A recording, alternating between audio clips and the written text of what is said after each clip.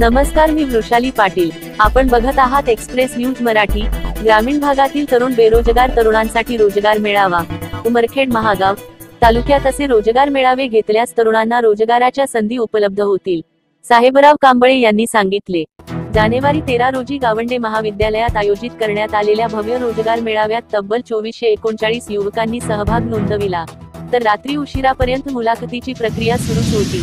तालुका स्तरावर रोजगार मेळाव्याचे आयोजन करून बेरोजगार तरुणांना नोकऱ्या मिळवून देण्यासाठी प्रयत्न करणारे गावंडे महाविद्यालय हे या निमित्ताने विदर्भातील पहिले महाविद्यालय ठरले. या रोजगार मेळाव्यात विविध कंपन्यांच्या तज्ञ अधिकाऱ्यांनी मुलाखती घेतल्या. विद्यार्थी उमेदवारांची त्यांच्या शैक्षणिक पात्रतेनुसार नोकरीसाठी विविध पदांवर निवड करण्याची प्रक्रिया चालू होती.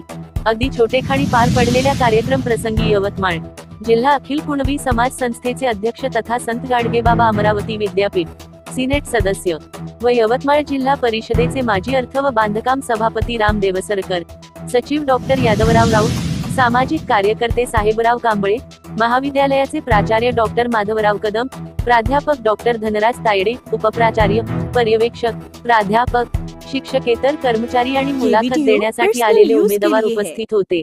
यापूर्वीही गावंडे महाविद्यालयाने अशाच पद्धतीने अनेकदा मेळावे घेऊन शेकडो विद्यार्थ्यांना नामांकित कंपन्यांमध्ये नोकऱ्या मिळवून दिल्या आहेत.